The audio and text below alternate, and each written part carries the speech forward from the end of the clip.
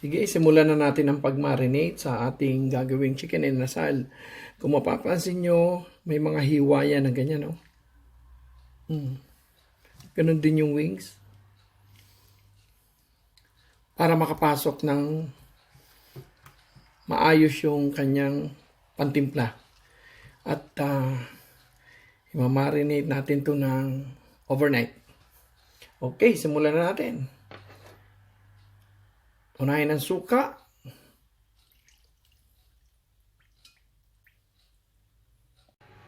Lemon. Garlic.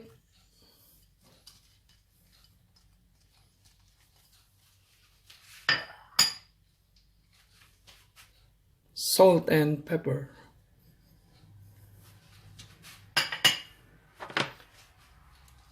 Ngayon ang lemongrass. Hanggat maaari, maraming lemongrass. Kasi ito yung magpapasarap sa kanya. Saka yung bango. Tapos, haluin lang natin.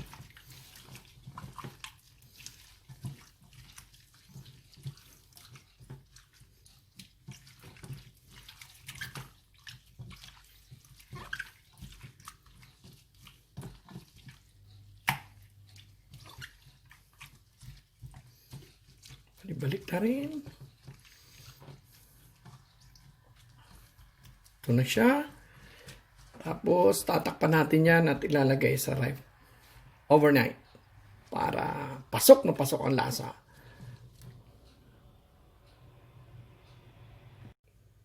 At kamuntik nang makalimutan, may isa pa pala, yung ginger.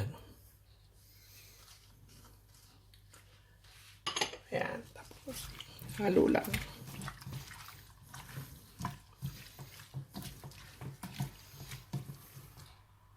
Ayan. Okay na. Takpan na natin at ilagay sa ref. Bukas, pwede nang lutuin. Ito na yung binabad ko kahapon. Lulutuin ko na siya ngayon. Pero bago yan, gagawa muna tayo ng pang-basting. Ngayon, gagawa muna ako ng pang-basting. Yung pang-basting, yun yung napapansin nyo yung kulay nung chicken inasal, kulay pula, yun ang dahil dito. Maglalagay tayo ng oil.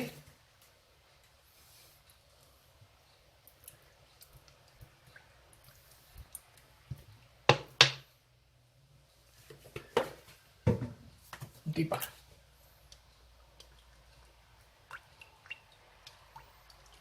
Ayan. Papainitin lang natin yan. Saka natin ilagay yung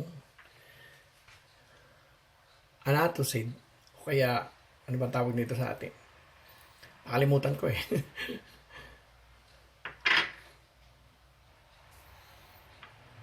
Ayun, naalala ko na. Atsuete, yun ang tawag nito sa atin. Okay, hintayin lang natin uminit yung oil. Saka natin ilalagay. Okay, mainit na siya. Kailangan yung init nito alalay lang kasi pag masyado naman siyang mainit at inilagay mo to, masusunog. So, ang mangyayari, papait. Ayan, alalay lang yung apoy. Oh, pulang-pula na siya. Patayin na natin ang apoy. Baka masunog naman. Mapait ito eh pag nasusobra naman.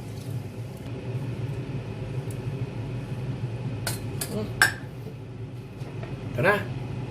Ready na yung ating pang-basting. Ngayon babawasan ko to dahil ang dami naman ito. May paggagamitan ako nito mamaya. Ayan.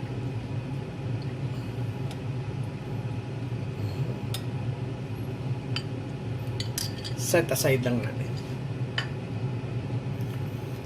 Ngayon, doon sa marinade, kukuha tayo ng konti. Ayan. Kukunin natin yung sabaw niya. At ilalagay natin doon sa anato oil.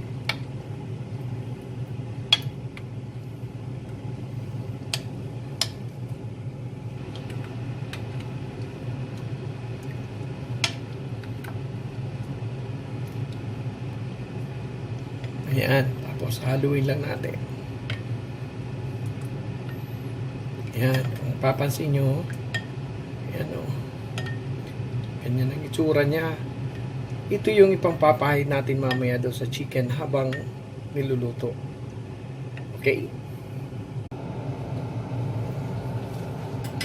Yan, mainit na yung kawali. Lagay natin ang pot.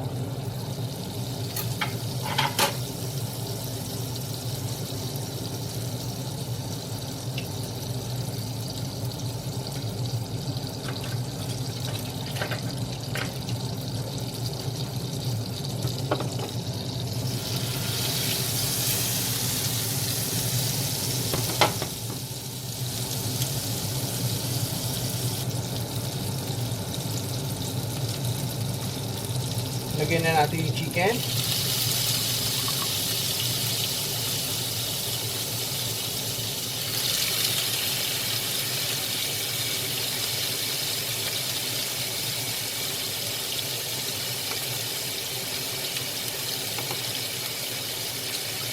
Lagyan natin ang hanato oil.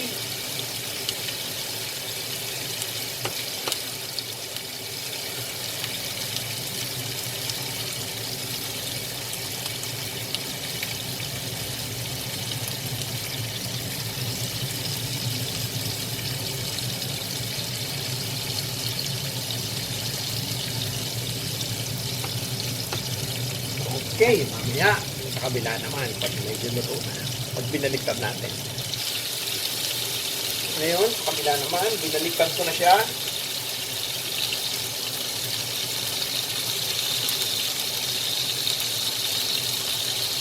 Nato oil.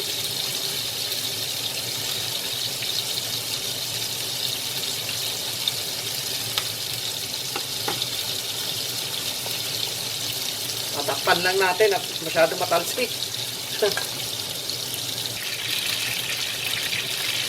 Ayan, luto na po siya. Okay na yan.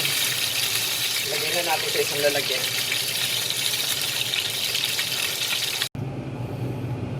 At syempre, hindi kompleto ang ating chicken na nasal kung walang fried rice. Okay. Lagyan natin ng konting anato oil.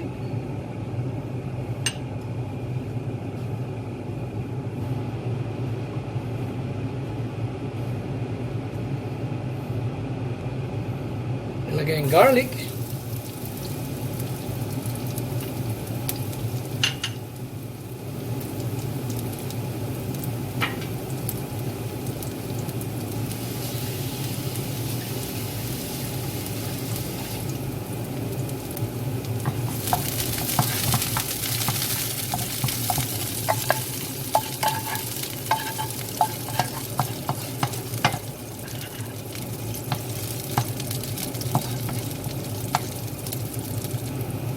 Ngayon na-fry na yung garlic, lagay na ang panin.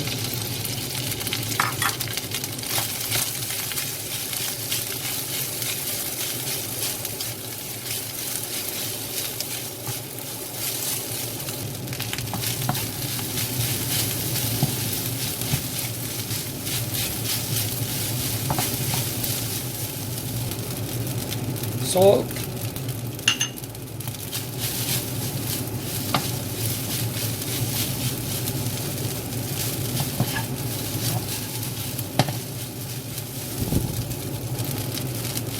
Ayun, ayos na.